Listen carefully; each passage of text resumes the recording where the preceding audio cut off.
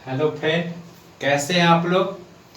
तो चलिए, आज स्वागत है आप सभी का आदर्श एकेडमी में, और वो भी करेंट अफेयर के साथ 5 मोस्ट इम्पोर्टेंट करेंट अफेयर लेकर आए हैं। और शुरू करते हैं करेंट अफेयर का धुआंधार डिस्कशन। ठीक है, हर एक क्वेश्चन बहुत ही परीक्षा की दृष्टि से आपके लिए इम्पोर्टेंट है, और हर एक पॉइंट को अच्छे तरीके से कॉपी में नोट कीजिएगा। और पहला ही क्वेश्चन ओलंपिक से है, और इस बार किसी भी परीक्षा हो, कोई भी परीक्षा हो, किसी भी चीज़ का कंपटीशन हो, उसमें ओलंपिक से 1-2 सवाल 100% तो टपकेगा ही टपकेगा मेरे भाई। इसलिए हर एक पॉइंट को अच्छे से नोट कीजिएगा। ठीक है, तो शुरू करते हैं। देखिए, पहला क्वेश्चन आपके सामने है। पहला क्वेश्चन कहता है कि 23 जुलाई से शुरू हुए टोक्यो ओलंपिक में, कब से? 23 जुलाई से शुरू हुए टोक्यो ओलंपिक में पहला पदक भारत को किसने दिलाया? ऑप्शन है, थोड़ा इसका आंसर देखिए आप लोग क्या होगा। 5 सेकंड आपके पास समय है, उसके बाद इसका हम डिस्कशन स्टार्ट करते हैं।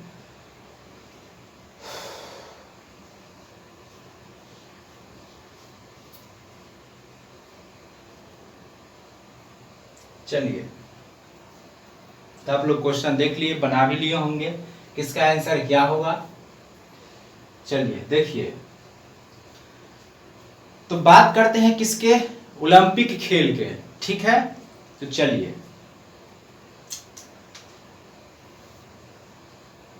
हर एक पॉइंट को अच्छे से नोट कीजिएगा मेरे भाई। देखिए, कहता है, क्या कहता है कि 23 जुलाई से जो शुरू हुआ ओलंपिक खेल, ठीक है, इसमें भारत की ओर से पहला पदक किसने जिताया? तो पहला पदक तो जीता था भारत की तरफ से। वह जीती कौन? तो वह जीती थी कौन? मीराबाई चानू। मीराबाई चानू ने भारत को ओलंपिक में, टोक्यो ओलंपिक में पहला मेडल दिलाया। और किस में? तो वेट लिफ्टिंग में दिलाया। किस में? वेट लिफ्टिंग में दिलाया, वो भी सिल्वर मेडल। ठीक है, तो इसका आंसर क्या हो जाएगा? मीराबाई चानू का हो जाएगा। लेकिन एक ही क्वेश्चन से काम नहीं चलेगा मेरे भाई। तो चलिए इसके बारे में डिस्कशन, और इससे रिलेटेड मेन पॉइंट लिखिए। बात करते हैं टोक्यो ओलंपिक का, तो हर एक पॉइंट नोट कीजिए। टोक्यो ओलंपिक जो है या 23 जुलाई से 8 अगस्त, कब चलेगा? 8 अगस्त तक नोट कीजिएगा। टोक्यो ओलंपिक खेल जो है वह कब तक चलेगा? 23 जुलाई से 8 अगस्त तक चलेगा। दूसरा पॉइंट नोट कीजिए कि शुरुआत जो हुआ इसमें ध्वजवाहक पूछेगा कि ध्वजवाहक कौन था? तो ध्वजवाहक नोट कीजिएगा। ध्वजवाहक कौन था? मेरी कॉम। कौन था? एमसी मेरी कॉम था। और कौन था? मनप्रीत सिंह। यह दोनों जो थे, जो ओलंपिक, टोक्यो ओलंपिक शुरू हुआ उसमें ध्वजवाहक कौन थे? मेरी कॉम थी और मनप्रीत सिंह। मनप्रीत सिंह जो है वह भारतीय हॉकी टीम के कप्तान है, और यह मेरी कॉम जो है वह बॉक्सर। ठीक है, नेक्स्ट क्वेश्चन आपसे पूछेगा, नोट कीजिएगा। यह तो हो गया उद्घाटन समारोह का ध्वजवाहक मैरी कॉम मनप्रीत सिंह हुआ। किसका? तो नोट कीजिएगा, उद्घाटन समारोह। किसमें? उद्घाटन समारोह में यह दोनों हो गया। ठीक है, लेकिन अगर आपसे पूछे कि समापन, तो नोट कीजिएगा, अगर पूछे कि समापन समारोह में, तो नोट कीजिए समापन समारोह में कौन हो जाएगा? तो समापन समारोह में बजरंग पूनिया। कौन होगी? बजरंग पूनिया। बजरंग पूनिया जो है समापन समारोह का ध्वजवाहक होगी। ठीक है, और उद्घाटन समारोह के ध्वजवाहक कौन था? मैरी कॉम था और मनप्रीत सिंह था। ठीक है, बात करते हैं साजन कुमार। तो साजन कुमार का संबंध जो है यह किससे है? तैराकी से। यह तैराकी के लिए जो है ओलंपिक, टोक्यो ओलंपिक के लिए क्वालिफाई किए हैं। ठीक है, हो गया।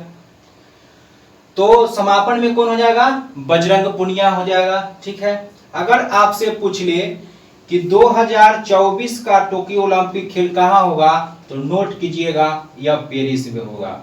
अगर आपसे पूछ ले 2028 में कहाँ होगा, तो यह कहाँ होगा, लॉस एंजिल्स में। कहाँ होगा, लॉस एंजिल्स में होगा। 2028 में कहाँ होगा, लॉस एंजिल्स में होगा। और नोट कीजिएगा लॉस एंजिल्स जो है, लॉस एंजिल्स में ही यहाँ पर है स्वामी विवेकानंद योग विश्वविद्यालय। ठीक है, लॉस एंजिल्स में ही स्वामी विवेकानंद योग विश्वविद्यालय है। ठीक है, और स्वामी विवेकानंद जो 1893 में शिकागो विश्व धर्म सम्मेलन में भाग लेने गए थे। तो हाल से और इसको जो है नोट कर लीजिए। देखते हैं इससे और रिलेटेड और पॉइंट, तो फटाफट नोट कर लीजिए इसको।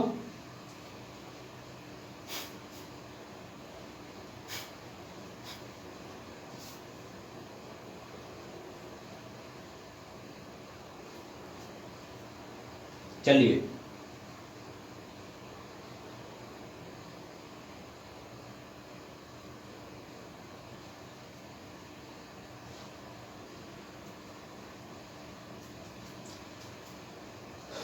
नोट कर लिए होंगे।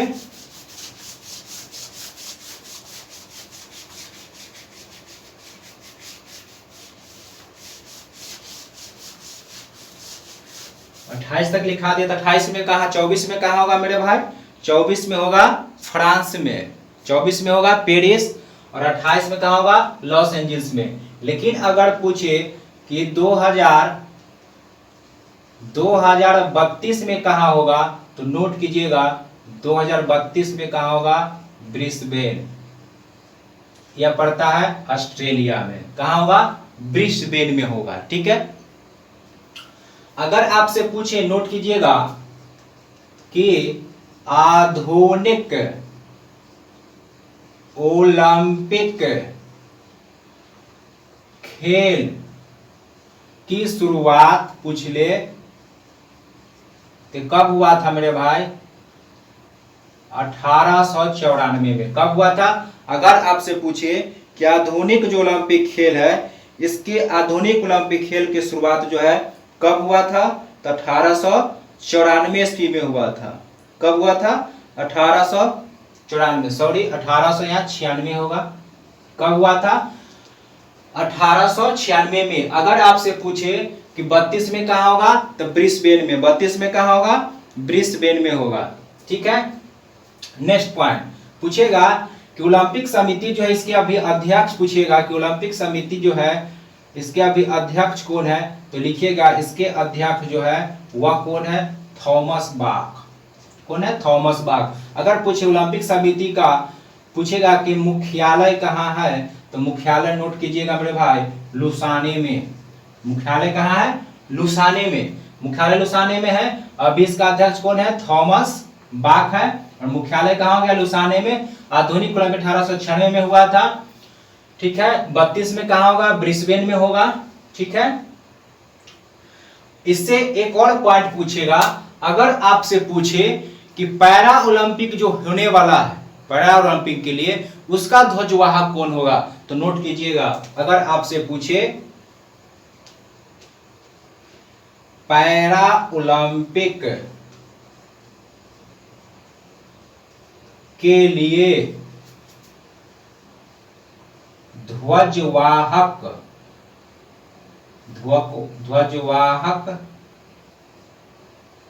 कौन होगा, तो नोट कीजिएगा यह होगा मरियप्पन थंगावेलु। कौन होगा? मरियप्पन थंगावेलु होगा। और उन्हें 2020 में राजीव गांधी खेल रत्न पुरस्कार जो है 2020 में दिया गया था, राजीव गांधी खेल रत्न पुरस्कार। तो इतना आपको ओलंपिक से रिलेटेड था। हर एक पॉइंट को अच्छे से नोट कर लीजिए और देखते हैं दूसरा नंबर क्वेश्चन।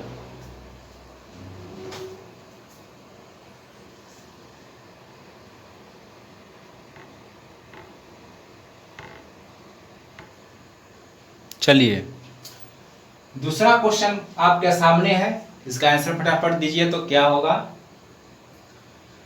हर एक क्वेश्चन बहुत ही इंपॉर्टेंट है और उसका पॉइंट, एक भी पॉइंट जो है नहीं छोड़िएगा और पूरा वीडियो देखिएगा, एक भी क्वेश्चन छोड़ने लायक नहीं है। चलिए तो कहता है कि डीआरडीओ द्वारा हाल ही में आकाश मिसाइल आकाश एनजी का नया वर्जन है का सफल परीक्षण किया गया। तो कहता है इसका सफल परीक्षण कहां से किया गया, उड़ीसा से, तमिलनाडु से, केरल से या श्रीहरिकोटा से। इसका फटाफट आंसर दीजिए तो 5 सेकेंड आपको समय देते हैं, 5 सेकेंड बनाने के लिए हर एक क्वेश्चन में, उसके बाद डिस्कशन।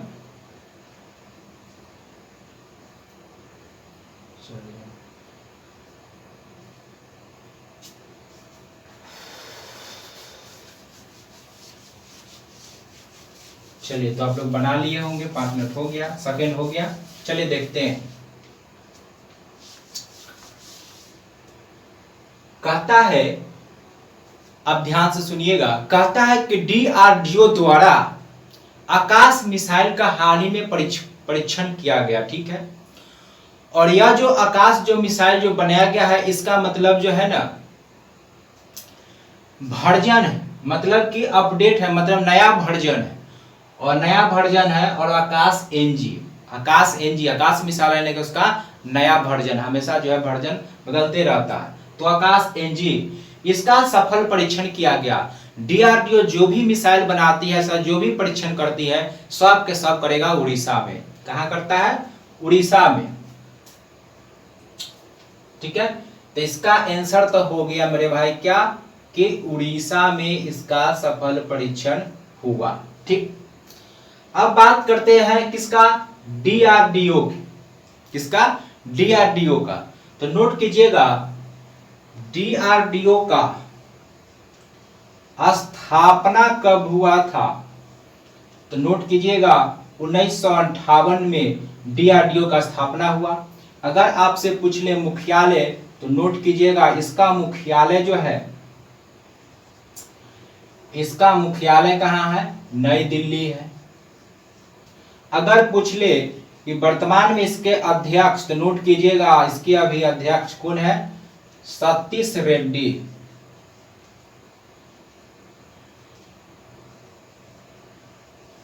कौन है, सतीश रेड्डी।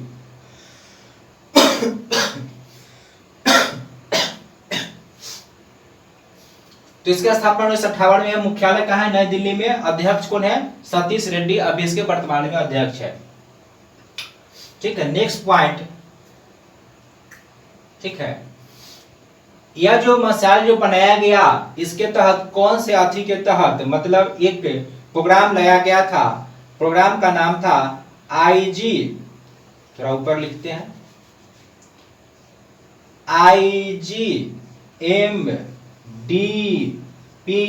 और यह प्रोग्राम आया था, यह प्रोग्राम आया था कब मेरे भाई, 1883 में, 1983 में।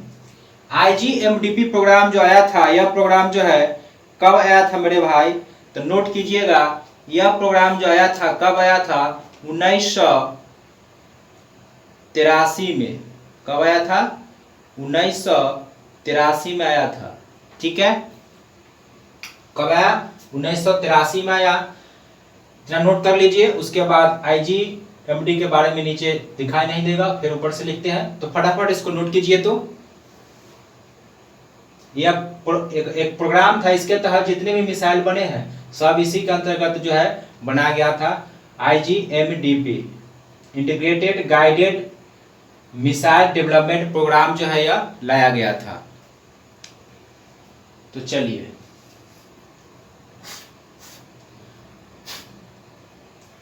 नोट कर लिए होंगे।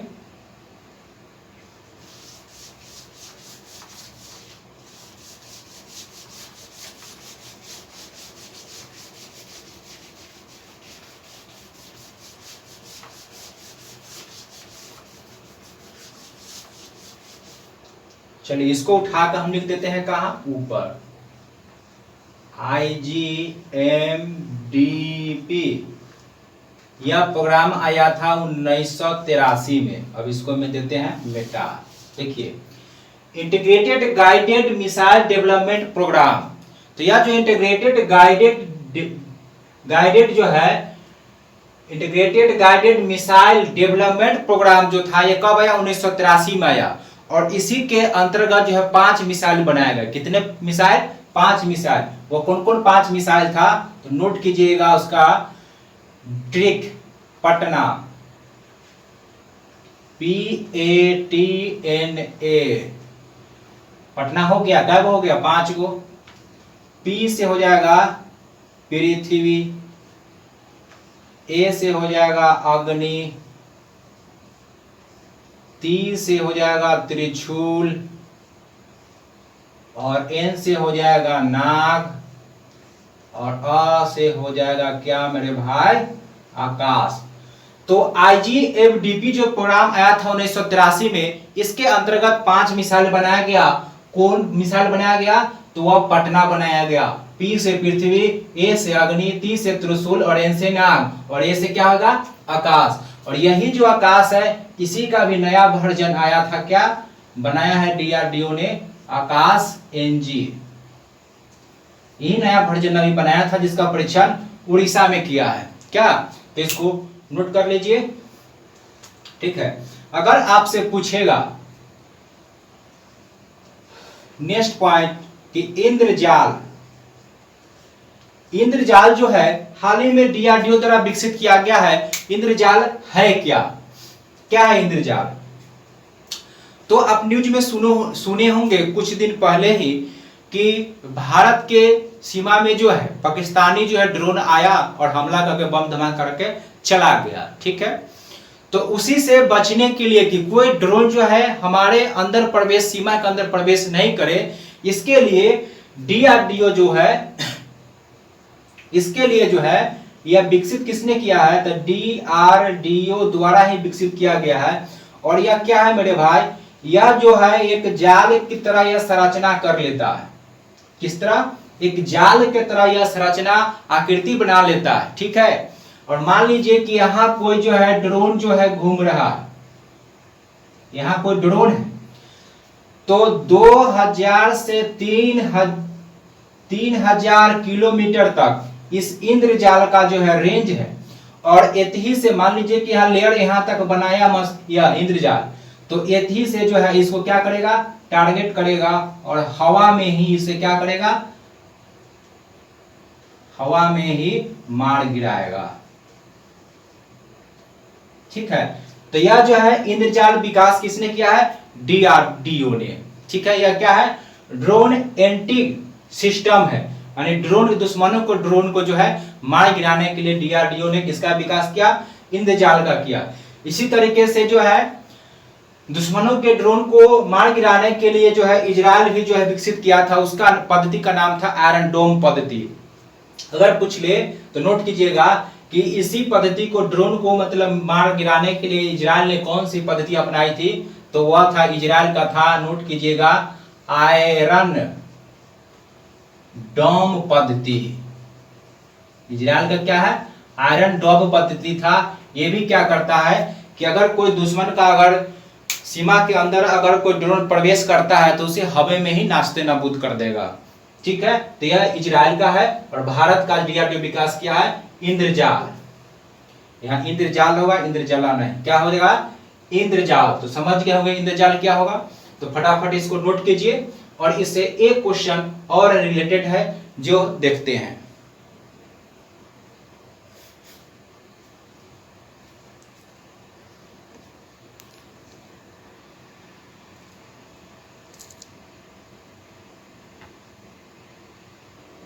तो चलिए आप लोग नोट कर लिए। चलिए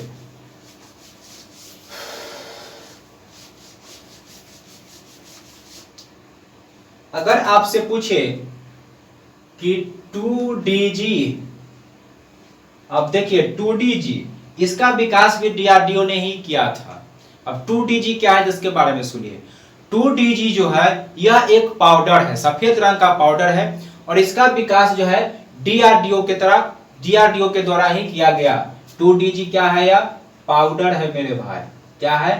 पाउडर है। इसका विकास किसने किया? तो इसका विकास भी डीआरडीओ के द्वारा किया गया। किसके द्वारा? डीआरडीओ के द्वारा ही इसका विकास किया गया। यह क्या करता है? तो अभी देख रहे हैं कि कोरोना की स्थिति काफी भयावह स्थिति देश में बनी हुई है। दूसरा लहर गया है, तीसरा लहर आने का भी संभावना है।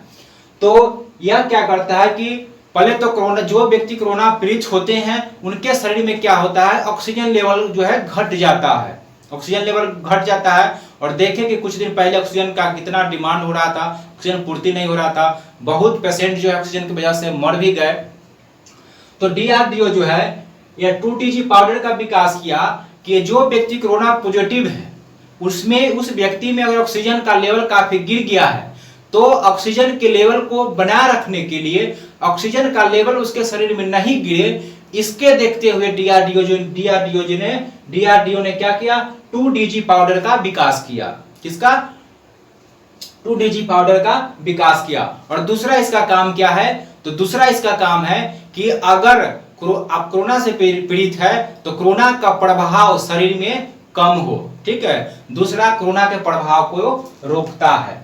ठीक है, तो क्या करता है? तो नोट कीजिए कि कोविड-19 से पीड़ित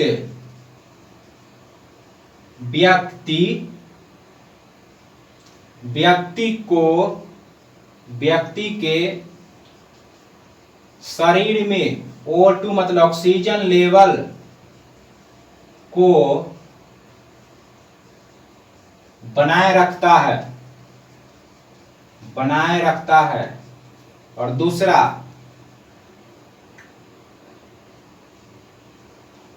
कोविड-19 के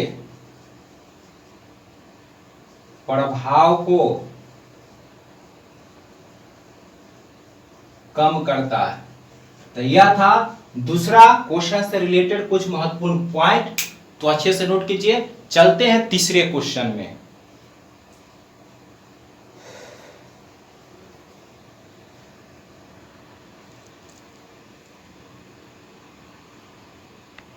चलिए, तो तीसरा क्वेश्चन आपके सामने कहता है कि भारत का वैश्विक लिंग इंडेक्स 2021 जारी किया गया, 21 में कौन सा स्थान है? तो फटाफट इसका आंसर दीजिए। तो क्या होगा? वैश्विक लिंग इंडेक्स में भारत जो है कौन सा स्थान है? 5 सेकंड आपको उस पास समय है। लिंग अंतर हो जाएगा यहाँ, लिंग अंतर इंडेक्स में। ठीक है,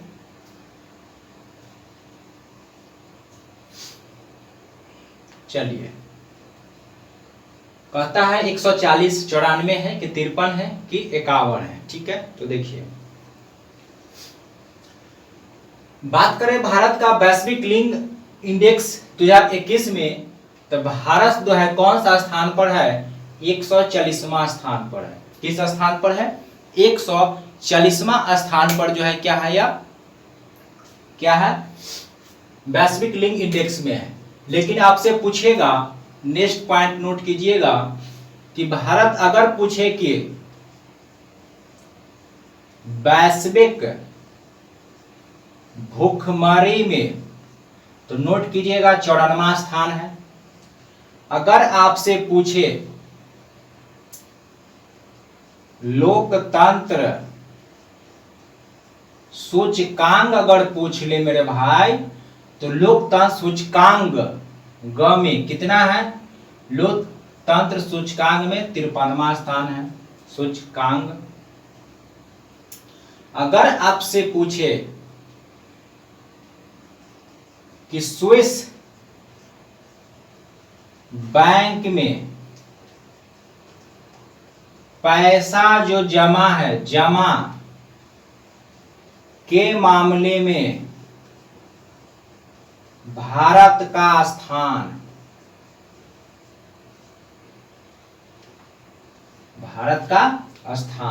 तो नोट कीजिएगा इसमें 51वां है। कैमा है? 51 है। ठीक है, तो लिंग अंतर इंडेक्स 2021 में कैमा है 140 है। 94वां स्थान भुखमरी में है। 53 में जो है लोकतंत्र सूचकांक में, 51 क्या है 51 स्विस बैंकों में जो पैसा जमा है उसके मामले में कैमा स्थान पर है 51 स्थान पर है। तो फटाफट इसको नोट कीजिए और इससे रिलेटेड एक दो पॉइंट और देखते हैं, तो जल्दी नोट कर लीजिए।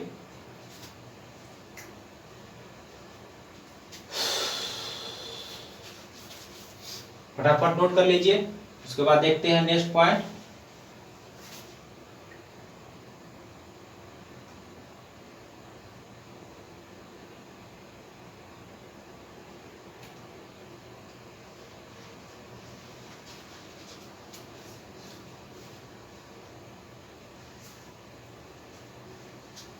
चलिए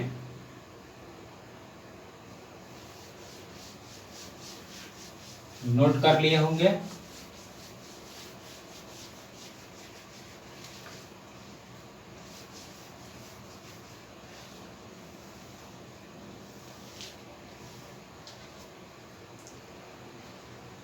तो देखिए, अगर आपसे पूछे 20 प्रेस स्वतंत्रता, तो भारत का स्थान कितना है मेरे भाई 142 है। अगर आपसे पूछे कि 20 प्रेस स्वतंत्रता सूचकांक में स्वतंत्रता 20 प्रेस स्वतंत्रता सूचकांक में कितना स्थान है 142वां स्थान है। कितना 142वां है। अगर आपसे नेक्स्ट पॉइंट पूछे कि जलवायु जोखिम में किसमें, अगर पूछे कि जलवायु जोखिम, तो नोट कीजिएगा जलवायु जोखिम में कैमा स्थान है 7वां स्थान है। जलवायु जोखिम में कैमा है 7वां स्थान है। अगर आपसे पूछ ले तो जलवायु जोखिम में कितना हो गया 7वां हो गया।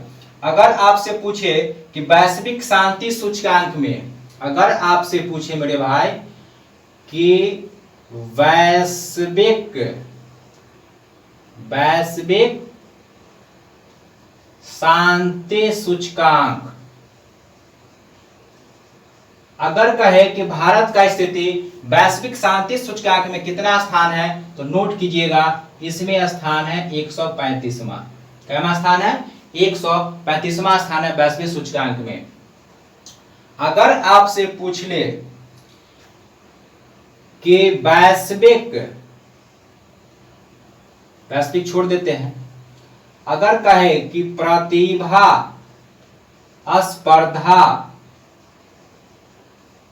मतलब एक दूसरे के बीच जो प्रतिभा होता है, प्रतिभा जो स्पर्धा होता है उसमें कौन सा स्थान है, तो नोट कीजिएगा इस प्रतिस्पर्धा में कौन सा स्थान है, तो 72वां है। कैमा है 72वां। तो क्या देखे प्रेस स्वतंत्रता में 142वां स्थान है। जलवायु जोखिम में कैमा स्थान है मेरे भाई, तो जलवायु जोखिम में कैमा स्थान है, तो जलवायु जोखिम में हो गया आपका 7वां। वैश्विक शांति सूचकांक में कितना है 135वां स्थान है। अगर आपसे पूछे कि प्रतिभा स्पर्धा में कौन सा स्थान है, तो इसमें कैमा है 72वां। अच्छे से नोट कर लीजिए। अब देखते हैं चौथा क्वेश्चन क्या कहता है।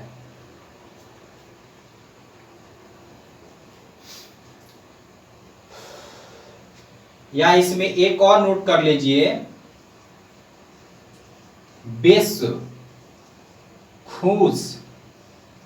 खुशहाली में, तो विश्व खुशहाली में 139वां स्थान है। कितना है विश्व खुशहाली में पूछेगा तो विश्व खुशहाली में 139वां स्थान है। ठीक है, चलिए फटाफट नोट कर लीजिए।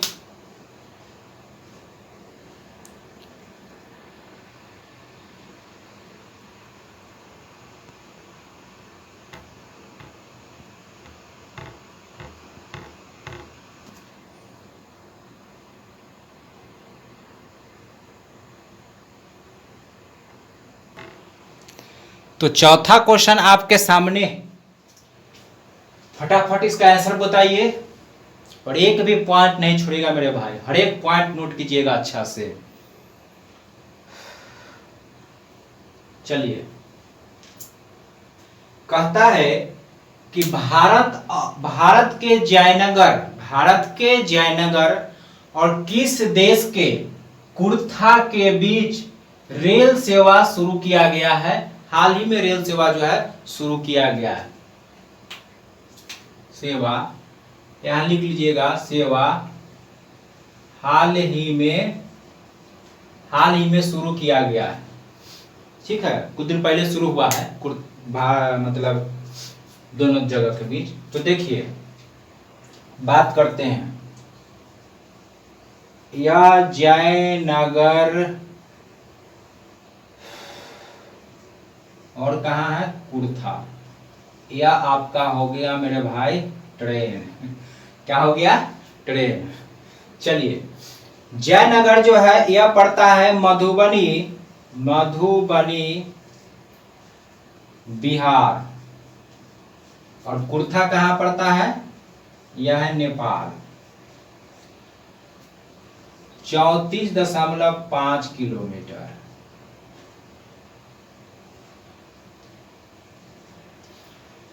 तो भारत और नेपाल के बीच, भारत के जो है जयनगर कहाँ पड़ता है? मधुबनी बिहार में, और मधुबनी बिहार में पड़ता है मेरे भाई, कहाँ पड़ता है? मधुबनी बिहार में। और कुर्था जो है नेपाल में। इन दोनों के बीच जो है रेल सेवा शुरू हुआ है। क्या हुआ? रेल सेवा शुरू हुआ। अगर आपसे पूछे कि इसकी टोटल डिस्टेंस जो है, टोटल दूरी कितनी है, तो टोटल दूरी नोट कीजिए, 34.5 किलोमीटर दूरी है। कितना है? 34.5 यानी लगभग 34.5 किलोमीटर की दूरी है। ठीक है, अगर 34 किलोमीटर की दूरी है। लेकिन अगर आपसे पूछे कि मिथाली एक्सप्रेस किसके बीच चलता है, मिताली एक्सप्रेस, तो यह नोट कीजिएगा, यह भारत और प्लस बांग्लादेश के बीच मिथाली जो है, मिथाली ट्रेन की शुरुआत भारत और बांग्लादेश के बीच किया गया। और जयनगर और कुर्था के बीच जो रेल सेवा शुरू हुआ है। ठीक है, जयनगर मधुबनी बिहार में, कुर्था नेपाल में। कितना दूरी पूछेगा? 34.5 किलोमीटर। तो आप इसका आंसर बताइए क्या हो जाएगा? भारत और क्या हो जाएगा? नेपाल के बीच। तो इसको नोट कर लीजिए। देखते हैं नेपाल से और रिलेटेड महत्वपूर्ण क्वेश्चन। मिटाने वाला कहाँ गया?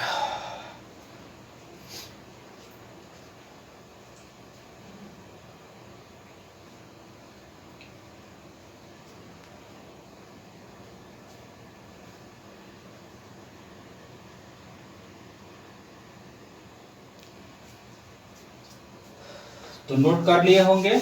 चलिए,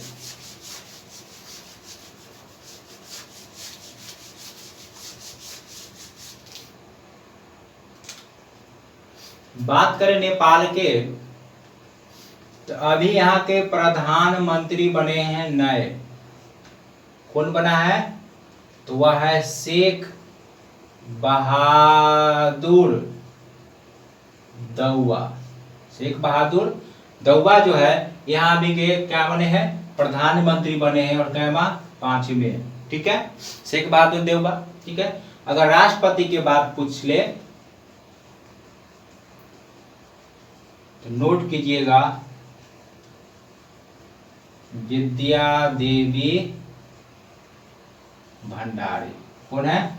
विद्या देवी भंडारी जो है वहां का भी क्या है? राष्ट्रपति है।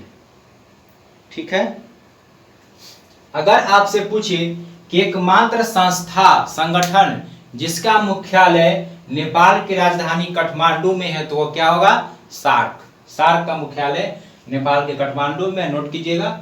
चलिए इसे नोट कर लीजिए। देखते हैं 5वां क्वेश्चन और लास्ट क्वेश्चन।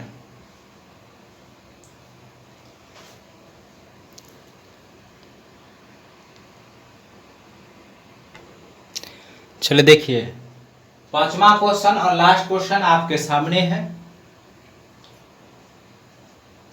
कहता है कि किस राज्य ने एक ब्लॉक एक उत्पाद सेवा, मतलब एक ब्लॉक एक उत्पाद सेवा शुरू किया है। ठीक है, तो फटाफट आंसर इसका बताइए तो क्या होगा?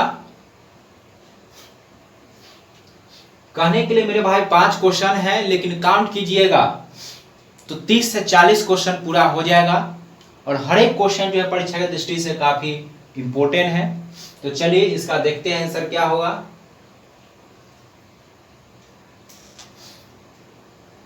कहता है किस राज्य ने एक ब्लॉक एक उत्पाद जो है, तो इसकी शुरुआत किसने किया है? हरियाणा। नोट कीजिएगा, हरियाणा सरकार द्वारा। किसके द्वारा? हरियाणा सरकार के द्वारा किया गया इसका शुरुआत। और शुरुआत कौन किया है? तो मुख्यमंत्री। बात करें यहाँ के मुख्यमंत्री कौन है, तो नोट कीजिएगा मनोहर लाल खट्टर। ठीक है। और उप मुख्यमंत्री जो है वह है दुष्यंत चौटाला। ठीक है, दुष्यंत चौटाला जो है वहां के उप मुख्यमंत्री है। ठीक है। अगर आपसे पूछे कि प्राण वायु देवता पेंशन योजना, तो इसकी शुरुआत भी किसने किया है? तो इसका शुरुआत भी कौन किया है? हरियाणा ने ही किया, प्राणवायु देवता से। ठीक है, ठीक है। अगर आपसे पूछे,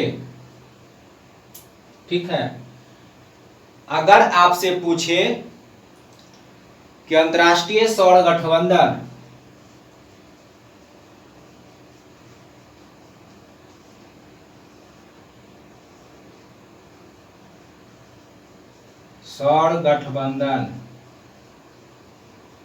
का मुख्यालय,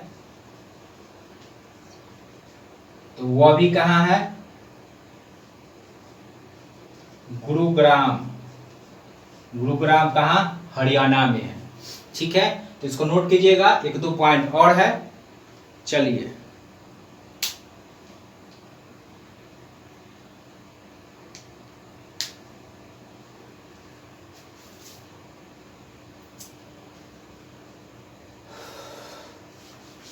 ऊपर वाला मिटा देते हैं, नीचे वाला नोट कर लीजिए।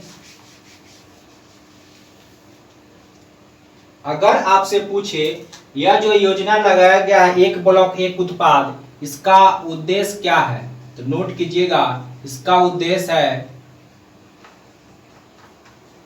छोटे छोटे उद्योगों को बढ़ावा देना। क्या करना?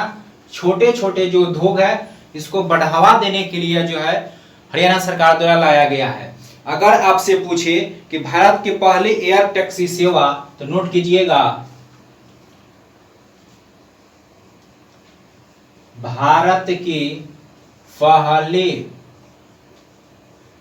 एयर टैक्सी सेवा का शुरुआत भी जो है हिसार चंडीगढ़ हरियाणा में इसका शुरुआत किया गया था। ठीक है, हरियाणा की राजधानी है चंडीगढ़। तो भारत की पहली एयर टैक्सी सेवा भी हरियाणा के हिसार नामक स्थान पर किया गया था, जो चंडीगढ़ में पड़ता है। और इसका उद्देश्य था छोटे छोटे उद्योग को प्रोत्साहन देना। ठीक है, तो ये था आज का most 5 important current affair question, जो विभिन्न प्रतियोगिता आने वाले विभिन्न प्रतियोगिता परीक्षा में आपको काफी जो है हेल्पफुल होगा, आपको काफी मदद करेगा एग्जाम में। यह वीडियो कैसा लगा कमेंट में जरूर बताइएगा। अगर आपको वीडियो ये अच्छा लगा तो एक रिक्वेस्ट आपसे मैं जरूर करूंगा कि कम से कम इस वीडियो को उस भाई तक या उस स्टडी ग्रुप में जरूर शेयर करें जो स्टडी से रिलेटेड जो पढ़ाई कर रहे हैं या आने वाला किसी न किसी प्रतियोगिता परीक्षा का तैयारी कर रहे हैं।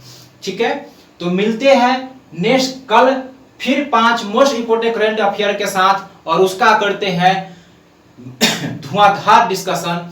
तो कमेंट में जरूर बताइएगा आज का क्लास कैसा लगा।